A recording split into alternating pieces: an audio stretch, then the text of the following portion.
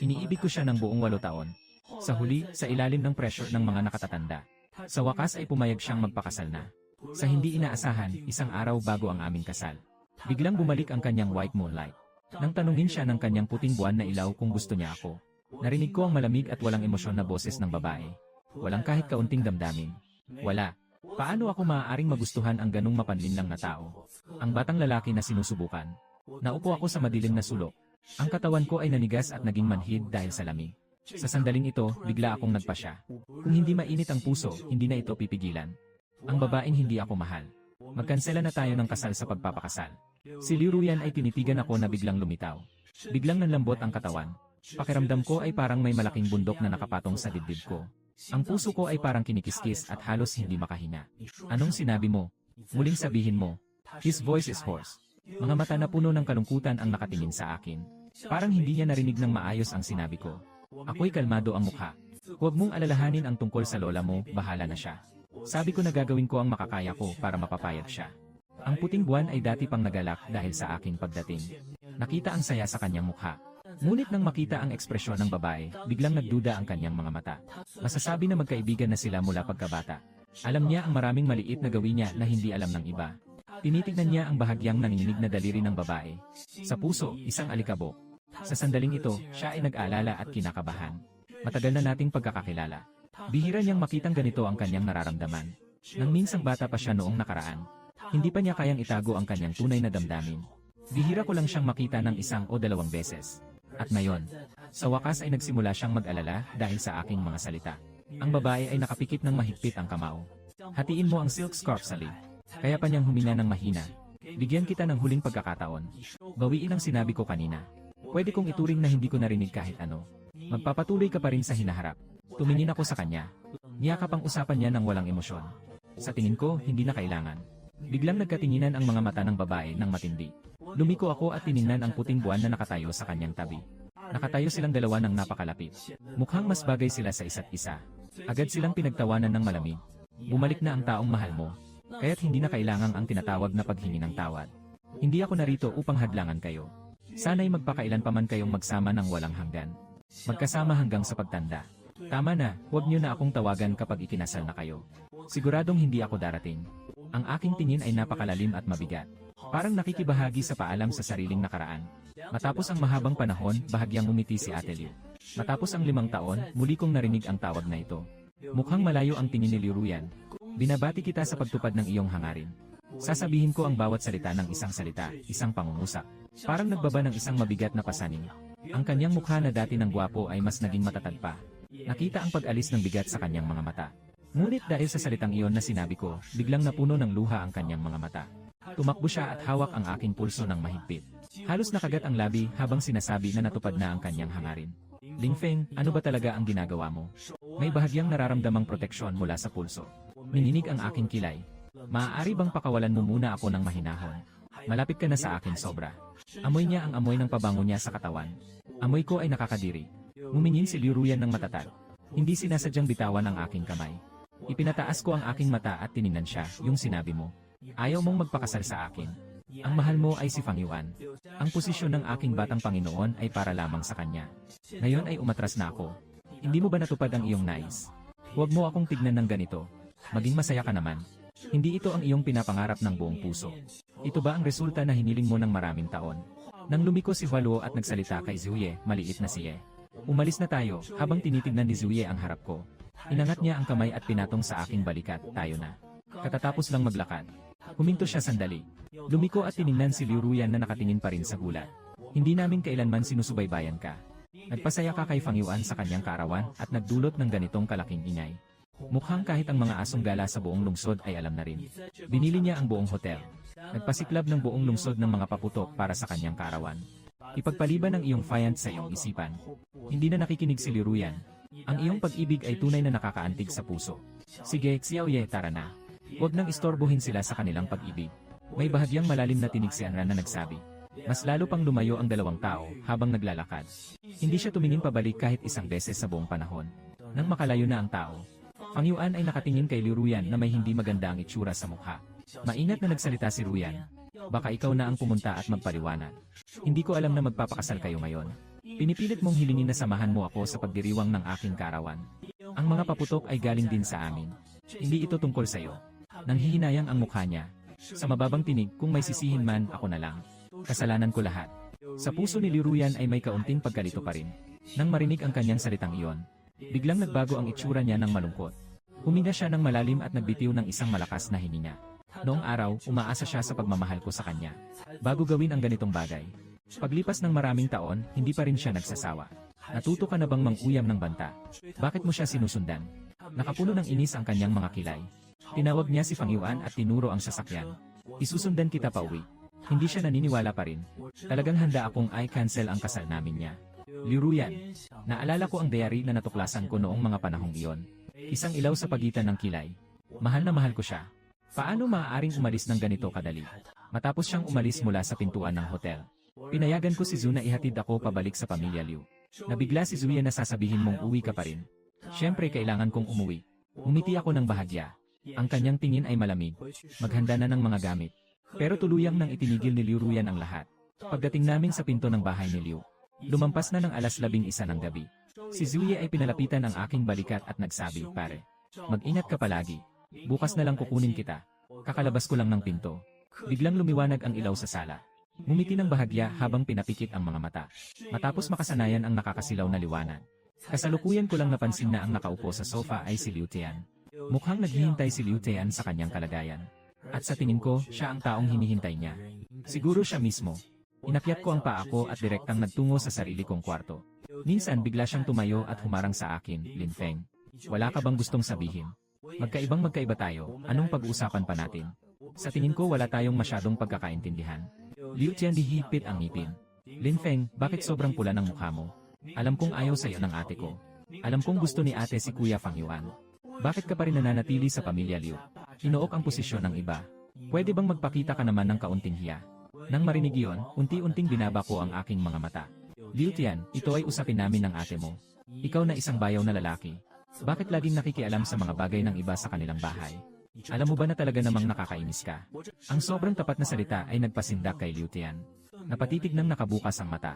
"Sinasabi mong nakakainis ako. Paano ka nangahas?" Nakangiti ako ng malamig. "Noong una ay iniintindi kita ang ate mo. Matagal na kitang pinatawad." Nabaliw sa galit ang mukha ni Liu Tian. Maliwanag ang mga mata. "Ikaw ang talunan. Mas mabuti pa na ako ay miyembro pa rin ng pamilya Liu. Ikaw na isang dayuhang pulubi ay hindi kabilang sa pamilya Liu. Ikaw lang ang tunay na kabilang sa Liu family, kaya tumigil ka na." Pinutol ko ang kanyang sinasabi. Mukhang mapanukso ang tingin. "Matagal mo nang paalala sa akin ang mga salitang ito.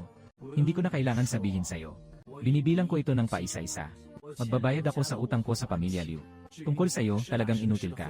Pagkatapos kong magsalita, ayoko nang pakialaman siya. Lumiko at pumasok sa sarili nitong kwarto.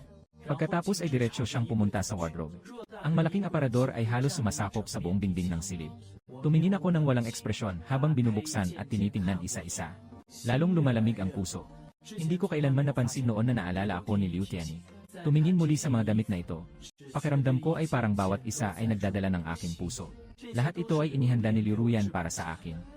Nang dumating ang mga produkto mula sa brand, sinasabi niyang isa-isang pinili at pinili niya ang bawat isa. Noon ay labis ang kasiyahan ko. Akala niya ay puro masungit lang pero may pusong mahina. Sa totoo lang, mas importante siya sa sarili niya. Noong time na yun, gaano ako kasaya. Ngayon lang nararamdaman kung gaano ito ka nakakatawa. Nalaman ko na mula noong 5 taon na ang nakalipas. Liu Ruyan ay inisip na ako lang ang pumalit kay Fang Yuan. Baka ang mga pagkakataon na tinawag niya si Fang Yuan sa kama ay pawang pagkakamali. Kapag naalala ko siya talaga. Tuwing gabi, binabaliwala niya ang sarili bilang si Fang Yuan. Nakikipaglaban hanggang sa kamatayan sa sarili. Biglang sumakit ang tiyan ko at nakaramdam ako ng nakakadiring pagduduwal. Biglang isinara ang pinto ng aparador. Umiikot-ikot sa loob ng kwarto. Linisin ng maayos ang lahat ng bakas ng sarili. Sa huli, isang maliit na bagahe lang ang naayos ko. Nakakalungkot talaga. Nananatili ako sa pamilya Liu ng buong 8 taon. Ito lang ang mga bagay na pagmamay-ari ko talaga. Ayusin ang kwarto. Sumunod na hakbang, diretsyo siyang pumunta sa kanyang art studio. Binuksan ang pinto ng kanyang art studio. Diretsyo siyang pumunta sa imbakan ng mga gamit. Katatapos lang buksan ang kabinet. Isang bungkus ng papel ang lumabas. May higit sa 800 pirasong papel doon. Sa bawat isa ay nakapinta ang larawan ni Liu Ruyan. Iba't ibang mga ekspresyon ng mukha. Iba't ibang galaw at ekspresyon. Mas detalyado bawat isa. Ang unang portrait na aking nilikha ay si Liu Ruyan. Pinakamadalas niyang ginuhit ay siya rin. Kahit nakapikit ang mata ko, kaya kong iguhit ang itsura ni Liu Ruyan. Ang taong ito ay nakaukit na sa aking mga buto. Inigpitan ko ang pangako at pilit na inalis ang papel na may larawan. Nahanap ko ang isang pares ng gunting. Hatiin ang lahat ng larawan isa-isa. Sapat nang hiwain ang mga larawan na ito. Ginugol ko ng mahigit 1 oras. Nang tumayo na ako, puno na ng luha ang aking mukha. Malabo ang paningin. Pinunasan ko ng mariin ang luha ko. Binuklat ko ang pinakaloob na bahagi ng aparador. Nakakita ng isang napakalumang notebook. Ang librong ito ng notes. Noong una, puno ng aking mga kabataang saloobin. Mga damdaming hindi masabi. Hindi ko alam. Kailan ba nakita ni Liu Ruyan ang diary na ito? Pero, mula noong pinukol ni Liu Ruyan ang katotohanan ito 5 taon na ang nakalipas. Hindi ko na muling binuksan ang diary na ito. Ngayon, ang aking mga mata ay malamig at walang emosyon. Muling kinuha ang gunting. Wala nang naiwan na kahit isang piraso. Pagkatapos kong makarecover, ang malinis na silid pintura ay puno na ng mga piraso ng papel. Nakalilito magkasama. Wasak-wasak na. Parang sa sarili nitong puso. Bumalik muli sa silid tulugan. Pagkatapos maghilamos at mag-ayos, humiga na ako sa kama. Biglang napansin ko na may isang mensahe sa aking telepono. Ito ay isang kakaibang serye ng mga numero. Pero nang makita ko ang nilalaman, alam ko na kung sino ang nagpadala. Ang numerong ito ni Fang Yuan ay tiyak na kay Fang Yuan. Nalimutan ni Lin Feng na sabihin sa iyo ang tungkol sa mensahe. Kagabi, hindi umuwi si Liu Ruyan sa Liu family. Kasama ko siya. Bukod pa rito, maniwala ka man o hindi, ngayong gabi ay mananatili pa rin siya dito sa akin. Oras ng pagpapadala ng mensahe. Sa tamang pagkakataon, nung pauwi na ako sa bahay ni Liu. Noon ako nakatutok. Hindi nila napansin ang presensya ng mensaheng ito. Ngayon ay hindi na kailangan pang mag-verify. Tiyak na hindi na bumalik si Liu Ruyan. Matagal na akong walang pag-asa sa kanya. Hanapin ang WeChat ni Liu Ruyan. Tinitignan ang chat interface ng dalawa. Ang huling larawan ay kuha ko habang nakasuot ng gown. Bakit ka pa nagtatanong kung maganda ba siya, kahit na hindi naman siya sumasagot? Si Liu Ruyan ay hindi pa rin nagre-reply. Kung ayaw niyang mag-reply, kaya huwag na lang siyang sagutin magpakailan pa man. Tinanggal ko at in-blacklist ang lahat ng kanyang paraan ng pakikipag-ugnayan. Sa huli, nag-post siya sa kanyang maliit na account sa Weibo. Ang Liu Ruyan ay walang Weibo. Kaya nga nakakatakas ako dito ng bahagya. Natatakot na mapansin. Hindi ko man lang masabi ang pangalan ni Liu Ruyan. Gamit lang ang 3 salita na Miss Liu. Sa Weibo, naitala ang lahat ng proseso kung paano ko nagustuhan si Liu Ruyan. Lahat ito ay isang panig na pagsisikap lamang mula sa akin. Hindi kailanman nakatanggap ng tugon. Ngunit ang dati kong sarili. Masaya na ako kahit manatili lang dito. Si Liu Ruyan ay madalas uminom ng alak. Mahina ang tiyan at mapili sa pagkain. Marami akong pinag-aralan na impormasyon. Natuto akong gumawa ng iba't ibang pagkain para sa tiyan. Bahagyang inaalagaan siya. Dahil lang sa isang ngiti ni Liu Ruyan sa akin. Isang simpleng alalahanin lang ang nagpapasaya sa akin ng sobra. Sa bawat salita, nararamdaman ang kaligayahan. Nakatingin ako ng nakapikit at may luha sa mata, isa-isa kong tinitingnan. Pakiramdam ko ay sobrang tigas ko na talaga yung sinabi nilang lovers. Nanghihilig hanggang sa wala nang natira. Ang bait-baitan ko noon, sobrang bait ko talaga noon. Umiti ako ng umiti at saka napaiyak. Nanginginig na kamay, isa-isa nilang binubura ang mga Weibo. Eksaktong 8 taon. Libu-libong mga tweet. Lahat ng ito ay may kaugnayan kay Liu Ruyan. Ang pag-ibig ay hindi isang monologo ng isang tao lamang. Hindi laging makukuha ang gantimpala sa bawat pagsisikap. Hindi ko mapainit ang puso na yon kahit na 7 taon ko na itong inalagaan. Sa totoo lang, hindi walang puso si Liu Ruyan. Kundi ay mali ang tao. Tingnan mo, si Fang Yuan ay iba talaga. Kaya nilang makuha ang kanyang pagmamahal ng napakadali. Legal at tama na at natural lang talaga. Hindi ko alam kung gaano nakatagal ang nakalipas. Nalaman kong natanggal ko na ito. Naiwan na lang ang huling post sa Weibo. Ginamit ko ang buong swerte ko sa isang buong buhay. Siguro para lang makatagpo sa'yo. Pagpikit ng mata, nararamdaman ang kalat na kawalan sa puso. Kung pwedeng balikan ang panahon, siguro ayoko nang muling makatagpo si Liu Ruyan. Tiyak na tatanggalin ang post na ito. Tinitignan ang lumalabas na pop-up na mensahe. Walang pag-aatubili pinili ang opsyon na kumpirmahin. Kailan lang sumikat ang unang liwanag ng umaga. Si Song Wanru ay ginising ng isang tawag sa telepono. Agad na sinagot. Nang marinig ko ang boses ni Liu Ruyan, biglang nawala ang antok ko sa isang iglap. Si Tia Liu ay tumawag sa akin kaninang umaga. Mayroon bang problema? Habang yumayakap ng hininga, umupo siya mula sa kama. Ang boses ni Liu Ruyan doon ay medyo pagod na. May pagkauhaw. Ipadala mo sa akin ang isang set ng damit. Ang address ay isang serya ng mga detalye na kanyang ibinigay. Hinahawakan ni Song Wanro ang kanyang mga daliri na parang niluluto. Kung hindi siya nagkakamali, ito ay isang mamahaling apartment. Matagal na silang magkakilala ni Liu Ruyan. Alam niya ang lahat ng kanyang tinitirhan. Walang kahit isang lugar doon. Magmadali ka. Pagkatapos magsalita ni Liu Ruyan, tinawagan niya ulit ang telepono. Si Song Wanro ay napilitan lamang na bumangon ng tahimik. Pareho ang kanilang pangangatawan. Naghanap siya ng isang set ng damit na hindi pa niya nabubuksan. Sumakay siya ng sasakyan at tinungo ang address na sinabi ni Liu Ruyan. Pagdating sa lugar, pinindot niya ang doorbell. Si Liu Ruyan ang nagbukas ng pinto. Nakaaso siya ng puting bathrobe. Mukhang maganda pa rin ang kanyang hitsura. Si Shen ay napakalamig. Dahil sa maputing malamig na balat, mukhang halata na ang madilim na pasa sa ilalim ng mata. Ito ay nagdagdag sa kanyang buong pagkatao ng isang piraso ng anino at nerbiyos. Ate Liu, bakit ang pakiramdam mo ang pagod na pagod ka na? Nag-overtime ako sa kumpanya noong isang gabi. Kagabi hindi na naman nakatulog. Inilalagay ang damit kay Wanru. Baka hindi pwede ang ganito, may konting pag-aalala ako na ibinigay mo sa kanya. Kung magpapatuloy pa rin ito ng ganito, katawang bakal na matibay. Tumigil ang kanyang boses ng sandali. Nakatingin kay Liu Ruyan ng may kakaibang ekspresyon. Ang nakatayo sa likod. Yan si Fang Yuan. Hindi siya nagkamali ng tingin. Pero bakit kasama ni Ate Liu si Fang Yuan? Isang gabi na magkasama ang isang lalaking nag-isa at isang babae. Si Song Wanru ay hindi matapang na magsalita. Wala akong damit dito na pwedeng isuot ni Ruyan. Pinapunta kita dito ng maaga para tumakbo rito. Pasensya na at dumating ako ng ganito. Pumasok ka na at umupo. Si Fang Yuan ay nakasuot ng malambing na kulay na pambahay. Parang isang pangunahing lalaki ang itsura. Masiglang tinanggap si Song Wanru papasok. Si Song Wanru ay nakatayo ng nakasimangot sa pintuan. Lumayo siya ng isang hakbang na may bakas na naiwan. Hindi na kailangan ang matamlay na boses. Maghihintay na lang ako kay Liu sa pintuan. Medyo magulo na ang isip niya ngayon. Bukas ang kasal namin ni Liu Jai. Paano maaaring kasama ni Liu Jai si Fang Yuan? Nabuhay muli ang kanilang dating pagmamahalan ni Fang Yuan. Nang maiisip ko ang lahat ng ginawa ko para kay Liu Ruyan nitong nakalipas na 8 taon. Nang mais na isip ko ang nakakasilaw na eksena kanina. Naramdaman ni Song Wanru ang isang pighati sa puso niya. Ilang minuto lang ang lumipas. Lumabas si Liu Ruyan matapos magbihis. Ang suot ni Song Wanru ay medyo masikip sa kanya. He impatiently moved his neck. Sabihin mo kay Song Wanru na bumalik tayo sa kumpanya kasama ko. Matapos magsalita, naglakad ng malakas at malayo palabas. Si Song Wanru ay tahimik na sumusunod sa kanyang likuran. Pagkatapos sumakay sa elevator, hindi na niya napigilan pa ang sarili at nagsalita, Ate Liu. Sa tingin ko hindi maganda ang ganito para sa'yo. Ikaw at si Lin Feng ay malapit ng magpakasal. Paano mo magagawa na makipag-ugnayan pa rin kay Fang Yuan? Kung ganito ang gagawin mo, masasaktan ako. Mas matagal ang pagkakakilala ko kay Song Wanru kaysa kay Fang Yuan. Mas matagal na kaming kilala ni Song Wanru kaysa sa akin. Makipag-ugnayan ng mas marami. Sa emosyon at katwiran, laging nasa panig ko siya. Lumayo si Liu Ruyan ng bahagya at nagbigay ng isang sulyap. Anong iniisip-nisip mo? Wala kaming ginawa ni Fang Yuan. Si Liu Jai ay seryosong nakangiti kay Song Wanru na may kalungkutan. Hindi ako bata. Isang lalaki at isang babae sa ilalim ng isang bubong. Nakabatrobe ka pa habang naliligo sa bahay niya. Paano pwedeng mangyari iyon? Walang nangyari kahit ano. Hinahawakan ni Liu Ruyan ang isang malalim na hininga. Itinaas ang kamay at tinapik sa kanyang noo sa likod. Hindi mo ba nakita ang sugat sa noo niya? Nabigla si Song Wanru. Bigla niyang naalala noong binuksan niya ang pinto kanina. Totoo nga na may bandage sa noo si Fang Yuan. Nang makita niya si Fang Yuan, labis siyang nabigla. Nalimutan ito. Kaya magpalit ka ng damit.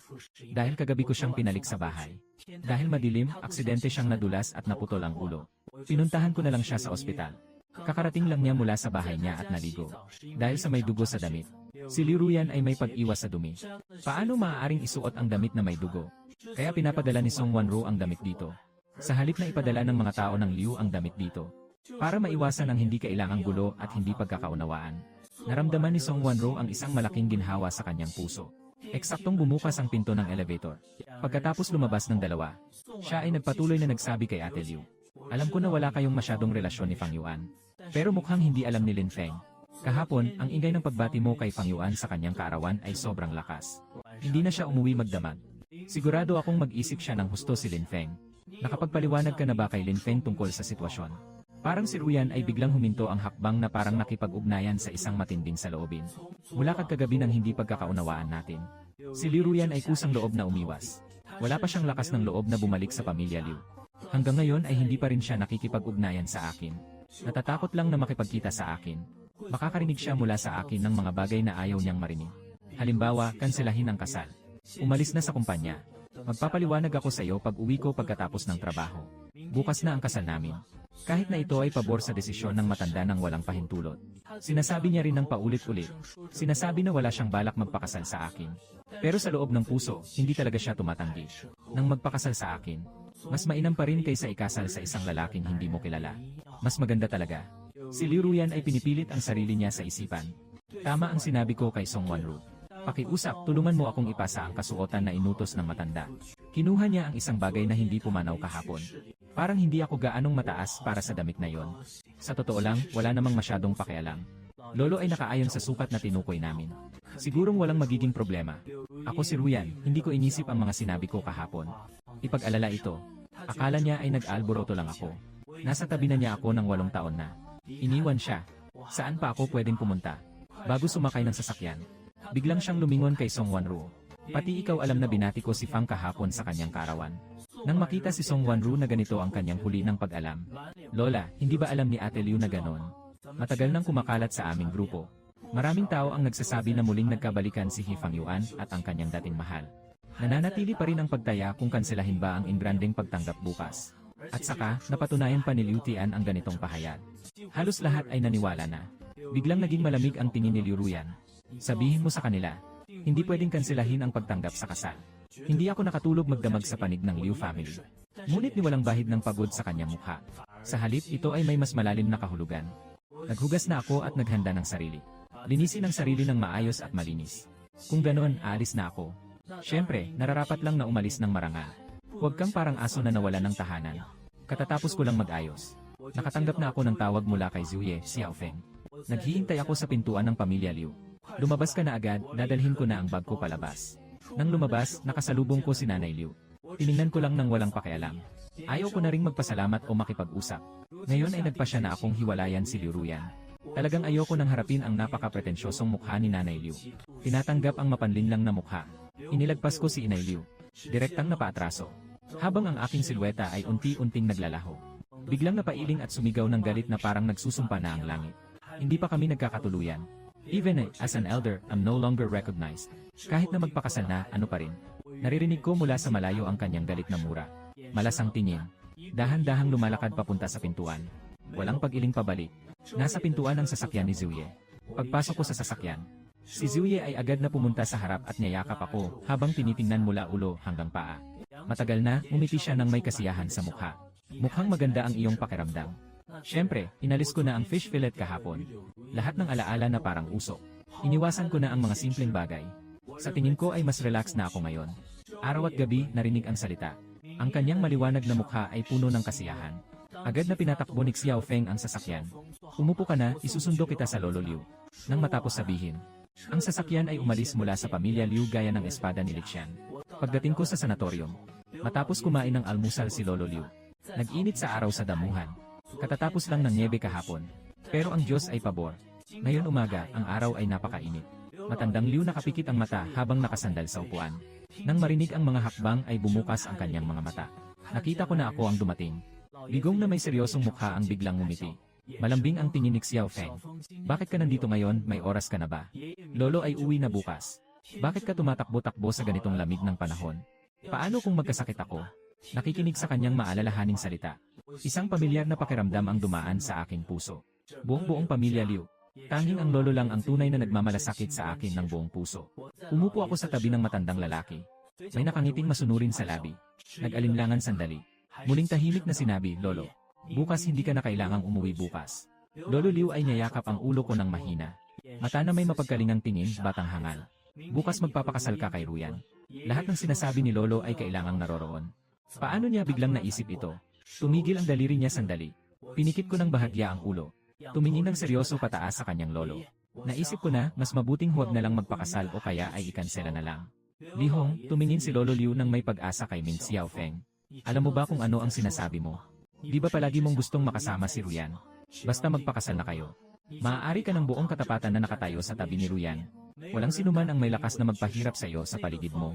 Kung magtatangkang makipag-ugnayan kay Ruyan, siya ang pangatlong tao. Walang sinuman ang tumitingin sa kanya ng may paggalang. Hindi na kailangan. Mababa ang aking boses. Hawakan ang braso ng matanda. Ang mga mata niya ay puno ng pagmamahal, alam kong mahal ako ni Lolo. Ngunit ang pilit na bunga ay hindi matatamis. Si Ate Liu ay hindi ako type. He is attracted to Yuan Yuan. Noong una akala ko nakalimutan ko na ang lahat. Ngunit habang tinitingnan ang mapagkalingang mukha ng matandang lalaki sa harap ko, sa puso ko ay may bahagyang kirot pa rin. Lolo, talagang ayaw na niya sa akin. Ayaw kong mas lalo pa siyang maghinanakit sa akin. Ayaw ko rin naman na dahil sa isang pagtanggap ng kasal na handaan. Hayaan siyang sisihin ka niya.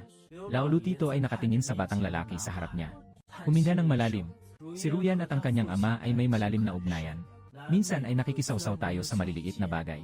Pagkatapos ng mahabang panahon, siguradong makikita niya na 5 taon na ang lumipas mula nang mamatay ang lolo niya. Pinutol ko ang kanyang sinasabi. 5 taon na ang lumipas, matagal na yon. Pero anas no longer na prayera and na. Nakita mo na ba ang salitang ito? Kapag nagkaroon ng pagdududa, ang kasalanan ay napatunayan na. Sa totoo lang, mula nang magduda si Liruyan sa akin, hindi ako dapat umaasa. Hindi maniwala si Liruyan sa aking sinasabi. Ako ang hindi naniniwala sa swerte. Gamitin ang 3 taong pagmamahala ng 2 tao bilang laban. Sa huli, natalo kami ng walang pag-asa. Tumingin sa matatag kong mga mata. Alam ni Lolo Liu, wala nang pagkakataon pang bumawi ang lahat. Huminga siya ng malalim kung ikaw na ang nagpasya. Pagkatapos ay ipapahayag na ng mga tao ang balita mamaya si Lolo. Ang paabiso ay parang usok. Nakikita kong pumayag siya. Ngumiti ang mga mata niya ng bahagya. Sa wakas nakatawa na siya. Salamat, Lolo. Pinagpatong ng matanda ang kamay sa ulo ko. Itong binatilyo ay pinalaki ko mula pagkabata. Maganda ang ugali, mapagpakumbaba at maalalahanin. Sa puso ng matandang lalaki, mas mataas pa ang aking katayuan kaysa sa tunay na apo ni Liu Tian. Mas mataas pa ang katayuan ko. Akala ko magiging asawa ako ng sariling apo ko. Akala ko ay magiging mas maayos ang lahat, pero hindi pala. Kuya Feng, Lolo ay matanda na. Hindi na kayang kontrolin si Ruyan. Akala ko dati na puwersahin siyang magbenta gamit ang bahagi ng kumpanya. Kaya niyang ipakasal siya sa'yo. Mahalaga ang pagtrato sa'yo ng maayos. Lalaking matanda ay may bahagyang malungkot at nagsisising tinig. Agad kong hindi sisihin si Lolo. Wala kaming swerte ng kanya. Pero el video to Davao si Hakalmado ni Haaflojado. Kung hindi dahil sa nangyari 5 taon na ang nakalipas. Si Ruyan at ako ay hindi kailanman magiging ganyan ang away. Yung 3 taon na ako ay nasa pamilya Liu. Ito ang 3 taon kung kailan si Liu Ruyan ang may pinakamaraming ngiti. Yung palaging malamig ang pakikitungo niya araw-araw. Ang batang babae na walang pakiramdam o kahit walang puso ay napakabuti sa akin. Lamang sa tingin ng matanda na baka gusto niya ako. Si Xiao Feng, ang bagay na yon 5 taon na ang nakalipas, malalaman ng lolo ko ang katotohanan. Siguradong babawiin ko ang aking pangalan. Umiti ako ng bahagya. Umiti ako at tumango. Salamat, Lolo. Nangusap ako ng nag-aalinlangan sandali. Lolo, pabulong. May isa pa akong kailangang itanong sa inyo upang mapatunayan. Anong bagay ang nagtatanong sa akin nang may pagdududa ang matanda? Huminga ako ng malalim. Maingat na nagtanong noong nakaraan. Ikaw ba ang nagpadala kay Liruyan sa kapitbahay para kunin ako? Kilala mo ba si Lola ko? Nabigla si Ginoo Liu. Matagal na bago siya tumango ng mabigat ang mukha. Biglang nawala ang aking lakas ng loob. Sa totoo lang, noong panahon na binanggit ni Fang Yuan ang bagay na ito, ako'y nagdududa pa rin. Si Fang Yuan ay nais makasama si Liruyan. Pero mayroon akong salungatan ng interes. Ang mga sinasabi ay malamang na naglalayong maghasik ng alitan. May bahagyang pang pag-asa pa rin ako. Akala ko hindi talaga mangyayari pero totoo pala. Lolo ay tumingin sa langit. Nagmumuni-muni ang tingin. Nakilala kita at ang lola mo noong nag-aral tayo. Lahat tayo ang unang pag-ibig ng isa't isa. Dahil sa ilang mga bagay, naghiwalay kami. Later, heard he got married. Sumunod din ako sa plano ng pamilya na ikasal sa iba. Lumipas na ang maraming taon ng ganito. Hindi ko na muling nagkaroon ng pagkakataong magkita ng sadyang nagkataon. Nalaman ko ang tungkol sa iyong presensya. Alam ko rin na ikaw ay pinahirapan sa harap ng laban. Hindi ko masasabi ang relasyon ko sa lola mo. Hayaan si Ruyan ang magpakita at dalhin ka pabalik. Kalaunan akala niya na gusto ni Liruyan ako. Nang malaman ang tungkol sa lamay. Matigas ang tindig na nagpakasal sa amin. Hindi sila nagsama ng lola ko. Naging isang malaking panghihinayang sa buong buhay ko. Ang tanging hangad ko ay ang aking apo na babae. Maging magkasama tayo ng maayos. Sa kasamaang palad, sa huli ay napunta pa rin tayo sa ganitong kalagayan. Numula ang aking mata. Nang nanginginig na tanong, sinasabi mo ba sa kanya? Basta mong bumalik ako, okay na. Magpapahintulot siyang makipag-ugnayan sa pangunahing negosyo ng kumpanya. Tinuturuan ka na niya nito. Tinig ni Lolo Liu na parang pulis. Umiti ako ng tahimik. Natawa na rin ang mga luha. Ngayon wala na akong kahit na anong natitirang pag-asa o panaginip. Lolo Liu, nang makita ako ng ganito. Agad na ipinaliwanag si Ruyan. Ang batang babae ay may malamig at matigas na ugali. Noon, bata pa ako. Nasa panahon din siya ng rebelyon. Kahit na pinilit kitang kunin pabalik. Mulit ang 3 taon na iyon ng pagmamahal ko sa'yo. Pero talagang totoo ito. Alam kong pinunasan ko na ang luha sa aking mukha. Tumayo at tiningnan si Lolo Liu. Nagpapasalamat ako sa kanya dahil iniligtas niya ako mula kay Lin Taon. Ginamit ang 5 taon upang bayaran. Kaya Lolo, ngayon sa tingin ko hindi na ako utang kay Liruyan. Tama ba, si Lolo Liu ay ngumiti ng bahagya. Medyo masakit ang lalamunan ko. Si Xiao Feng, hindi ka kailanman utang sa kanya. Kami ang may utang sa'yo. Tumanggi ako at mumiti. Sa mga taon na ito sa pamilya Liu, kain ako ng busog para hindi makulong. Kaya ko pang matutong magpinta. Ako ay masaya at kontento. Lolo Liu, habang nakikinig, medyo namumula ang mata. Noong nakaraan, gaano ako kasakit. You will think that being full and not getting hit is happiness. Nagsalita na ako. Nakakita kay Zuya na nakatayo sa malayo at kumakaway sa kanya. Lumingon at yumuko. Itinaas ko ang kumot sa paa ng lolo. Lolo, kailangan ko nang umalis. Magbabalik ako para ayusin ang mga gamit ko. Uwi na ako. Nang mawala ang matanda, agad siyang nag-alala at nagtatanong kung saan ka pupunta. Babalik ka ba sa pamilya Lin? Hindi pwedeng bumalik. Si Lin Zhen ay walang kwenta. Kung umuwi ka pa, matutulungan ka na naman sa suntok. Masyadong mabilis ang kanyang pagsasalita. Tinawag ang Tio Liu na alagaan ang sarili. Xiao Feng. Noong nakaraan, inilagay ko ang ilang ari-arian sa pangalan mo. Kung ayaw mong tumira sa pamilya Liu, pwede kang lumipat doon. Kahit ano paman. Huwag nang bumalik sa bahay ng kapitbahay. Habang nagsasalita siya, sinubukan niyang ipakuha kay Uncle Liu ang susi sa akin. Agad akong humarang. Hindi ko na alam kung ano ang sasabihin ko. Lahat ng ito ay dahil talaga sa pagmamahal ni Lolo sa akin bilang isang tunay na apo. Ang pusong matagal ng malamig ay napawi ng isang mainit na daloy. Lolo, huwag nang gawing komplikado ito. Hindi ko pa nasasabi sa iyo na nakuha ko ang Florence. Ang paanyaya sa pagtanggap mula sa Semi Institute. Malapit nang mag-report sa loob ng ilang araw. Malamang ay abutin pa ng ilang taon bago siya makabalik. Lolo Liu na may kasaysayang panitikan. Ang kanyang tingin ay puno ng pagmamalaki, ngunit may halong pangungulila. Ito ay isa sa 3 pinakamahusay na art school sa buong mundo. Magaling ang batang ito sa pagpipinta. Noong araw, ito ang unang art school na tinanggap sa Gao Fenbei City. Libre ang tuition fee. Siya pa rin ang pambansang yaman at master ng sining na si Zheng Yongxin. Ang pinakabagong disipulo. Kung hindi dahil sa pag-aaksaya ng maraming taon sa pamilya Lin. Kaya pang tumayo ng mas mataas. Tunay ngang si Xiao Feng ay karapat-dapat. Lolo ay ipinagmamalaki ka. Lolo Liu penudengan kekaguman. Magpahinga ka at mag-aral ng maayos. Lolo ay mabubuhay ng maayos at maghihintay sa iyong pagbabalik. Nagpahinga ng bahagya ang aking tingin. Sa mga araw na wala ako, magpakatino ka sa paggamot. Huwag uminom ng alak. Ipapakita ko kay Tio Liu ang iyong kalagayan. Huwag kang magpapakita ng galit. Nagsasalita ako ng paulit-ulit ng maraming beses. Lagi siyang nakangiti habang nakikinig. Lumaki na ang edad. Ang pag-aalala ni Xiao Bei ay ikinalugod niya ng sobra. Bagamat iginagalang siya ni Liu Ruyan, pero siya ay malamig ang ugali. Hindi nagsasabi ng magagandang salita. Kung tungkol sa iba, hayaan na lang silang hindi magsalita. Lahat ng ito ay hindi sinasadya. Mas mahalaga pa rin ako sa'yo. Hindi rin siya ang may kasalanan. Mas masakitin ang batang ito ng kaunti. Lolo, hintayin mo akong bumalik. Baka nahanap na niya ang taong gusto ko. At siya pa ang nagmamahal sa akin. Pagkatapos, dadalhin ko siya para makita ka. Hintayin mo akong umalis. Naging malamig ang tingin ni Lolo Liu. Tungkol kay Liu Shu, Lolo Liu. Umalis ka kasama si Xiao Feng. Manood ka lang sa tabi. Gusto niyang dalhin ang anumang nais niya. Huwag hayaang maapi siya ng iba. Tugon si Uncle Liu ng isang tunog. Naglakad papunta sa direksyon ng pintuan. Ang matanda ay tiningnan ang langit. Ngayon ay nawala na ang araw. Maulap at malungkot ang langit. Huminga siya ng malalim at nagpaubaya. Si Xiao Feng ay talagang nasaktan ng sobra sa pagkakataong ito. Talagang ayaw na niya kay Ruyan. Sana hindi magsisi ang batang iyon sa huli. Muling bumalik ako sa bahay ni Liu. Nakita ang mga manggagawa na nakatayo sa pintuan. May isang nakikitang excavator pa rin. Day and night nagtaas ng kilay, nandito na sila. Pwede na nilang simulan. Ngumiti ako at pumasok kasama ang mga manggagawa.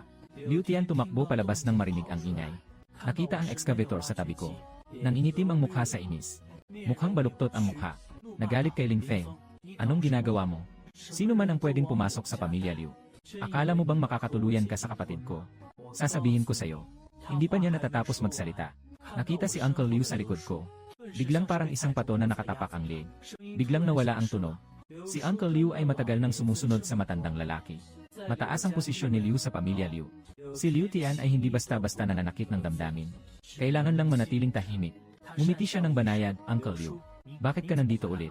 Bakit hindi ka nandito sa sanatorium kasama si Lolo? Tito Liu nagbukas ng kanyang mga mata ng bahagya. Malasang tingin. Ang matanda ay utos kay Ginoo Ling Feng na gawin ang isang bagay. Hindi pinapayagang makialam ang lahat ng tao sa pamilya Liu. Kung wala kang ginagawa, umuwi ka na lang at magpahinga. Huwag istorbohin si Ginoo Ling Feng sa kanyang mahalagang gawain. Nanginginig ang mga mata ni Liu Tianwen sa galit. Nakaturo sa aking tabi na excavator. Kahit sirain niya ang pamilya Liu, hindi pa rin siya mapipigilan. Kahit ang tingin ni Uncle Liu ay hindi nagbago. Kahit ano pa ang gawin, hindi pa rin mapipigilan. Ngayon ay talagang nabigla si Liu Tian. Agad na napuno ng puot ang kanyang puso. Sa huli, siya ba ang apo ng matandawa ko? Na, paano naman pwedeng maging ganito ka-paboritong pabor ang lolo? Hindi ko naman intensyong sirain ang pamilya Liu. Ayaw ko nang tignan si Liu Tianyi. Direktang dinala ang mga manggagawa sa ilalim ng sarili nitong bintana.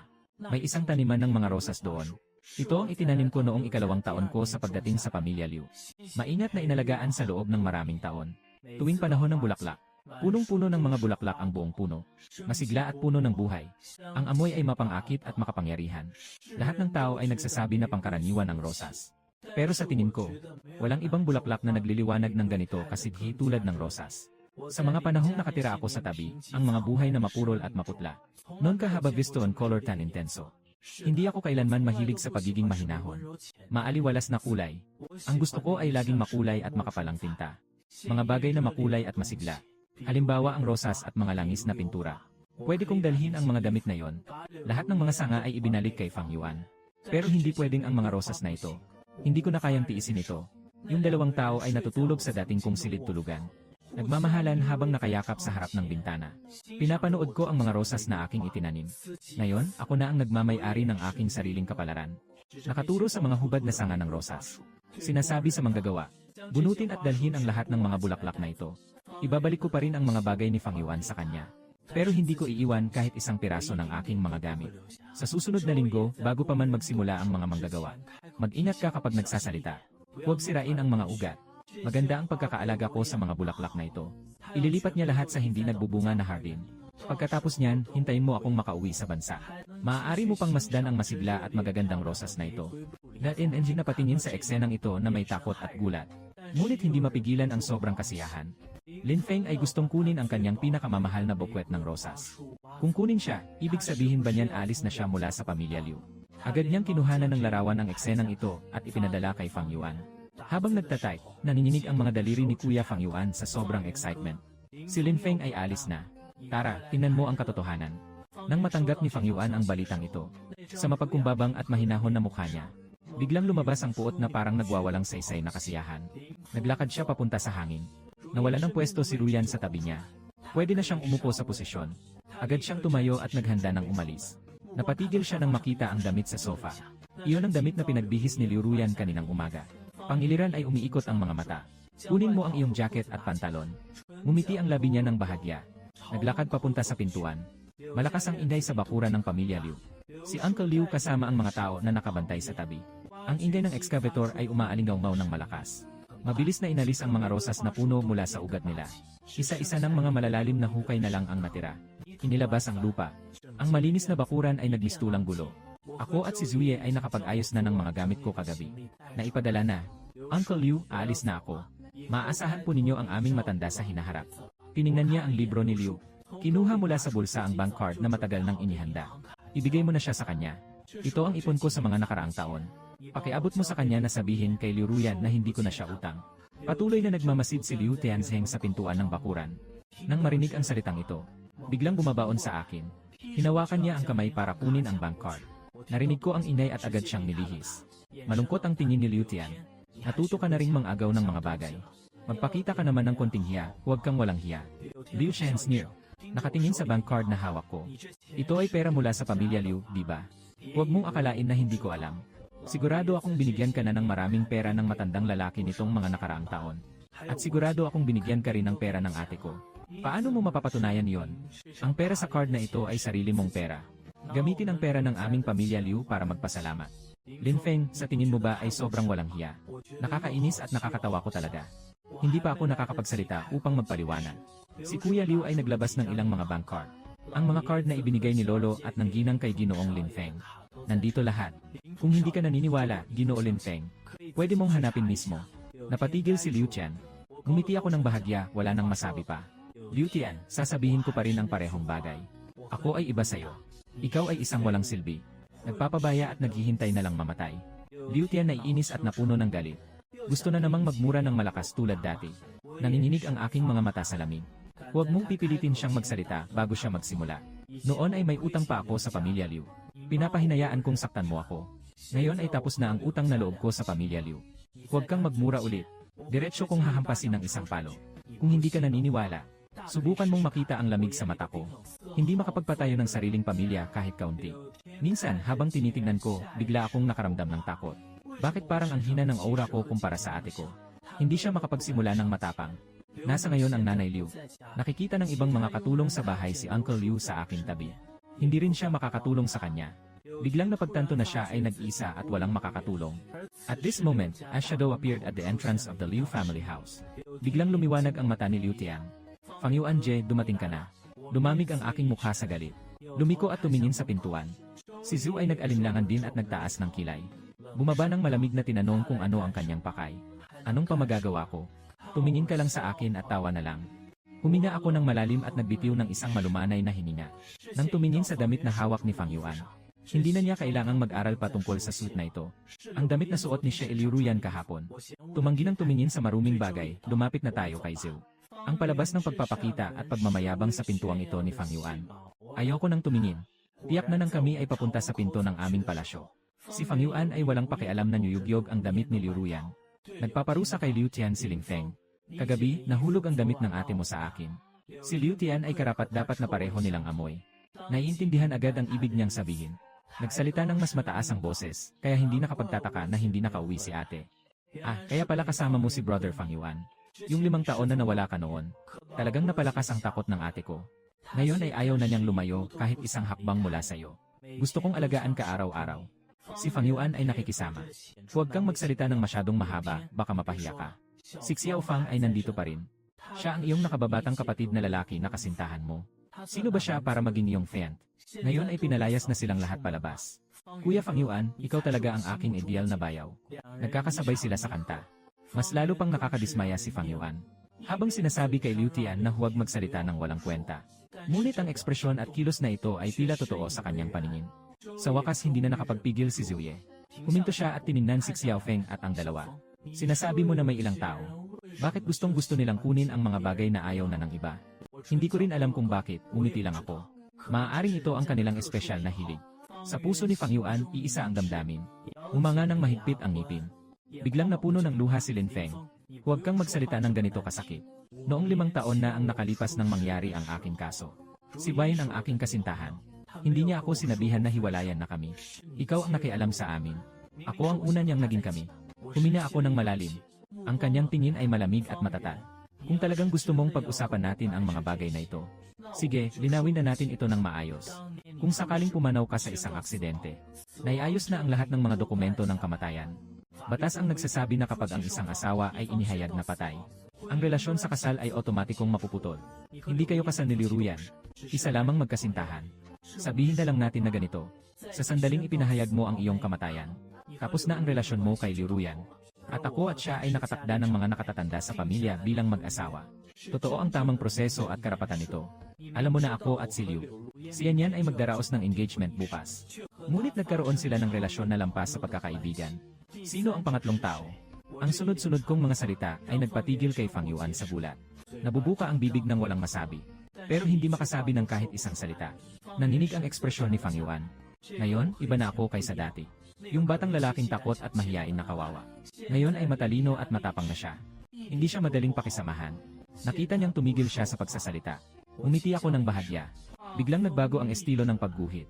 Pero dahil magkasundo na kayo ng buong puso, kaya hindi ko na rin gagawin ang nakakaasar na masamang tao. Kung gusto mo si Liuruyan, ibibigay ko sa iyo. Nakuha ko na ang gusto mo. Mas mabuting maging tapat ka na lang at huwag nang gumalaw-galaw para hindi makaabala. Sabi ko na at tumingin sa damit na nasa braso ni Fang Yuan nang may malalim na kahulugan. Fang of course ay kusang pinipiga ang damit ng mahigpit. May malalim na kahulugan ang tingin ko, may dugo sa damit na ito. Malamang na napasok ng sugat sa ulo mo ang dugo. Si Liuruyan ay may pag-iwas sa dumi. Yung mga pinalit na damit ay para sa kanya ay basura. Ginoong Fang ay masaya na niyayakap ang isang bunto ng basura. Nasa harap ko. Tunay na nakakatuwa ang mga kawal na ito. Sa isang iglap, naramdaman ng buong paligid na parang mainit ang pisngi niya. Si Uncle Liu ay tahimik na nanonood sa likod habang nangyayari ang eksenang ito. Inilok niya ang paa na sana'y lalabas na sana. Mukhang hindi na kailangang mag-alala ng matanda. Walang sinuman ang makakapang-api sa akin. Sabi ko na at niyayakap si Zhuye para maglakad palayo. Fang Yuan ay nakita ang relo na nasa aking pulso. Nilingon ang tingin ng may puot. Biglang hinawakan niya ako ng mahigpit. Medyo naiinis ang aking tingin. Mayroon pa po bang ibang ituturo si Ginoo Fang? Mukhang bumalik na sa normal ang itsura ni Fang Yuan. Umiti ng bahagya. Biglang nagsalita si Ling Feng. Kung gayon, kung nakapagpasya ka ng umalis, dapat mong linawin ang iyong ugnayan kay Ruyan. Lahat ng pagmamay-ari ni Ruyan, hindi mo dapat dalhin lahat ng iyon. Nang marinig iyon, kinabahan ang kanyang noo. Dalang ko lang ang aking mga gamit. Hindi ko nilubog ang mga gamit ni Liuruyan. Hindi naman sigurado yan ah. May kakaibang tingin si Fang Yuan. Yung nakaturo sa aking pulso ay si Ruyan. Hindi mo pwedeng kunin yan. Nakita ko ng malinaw ang tinuturo ng paligid. Biglang nanlambot ang katawan.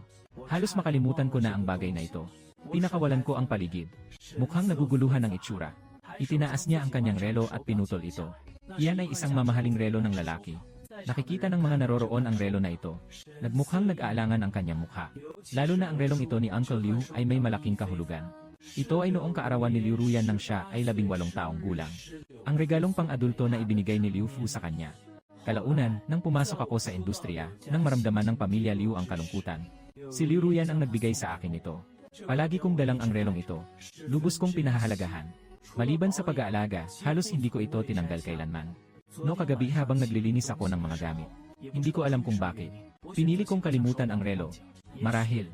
Sa kabila ng lahat, gusto ko pa rin sanang mag-iwan ng isang alaala sa ilalim ng kamalayan ko. Sayang, nabunyag pa rin ito ni Fang Yuan. Tinitignan ko ang relo sa aking kamay. Maingat na pinatong ang kamay bilang pasasalamat kay Ginoo Fang sa paalala niya. Halos nakakalimutan ko na ito. Pagkatapos ay sa inaasahang tingin ni Fang Yuan. Ipinasa ko ang relo kay Uncle Liu.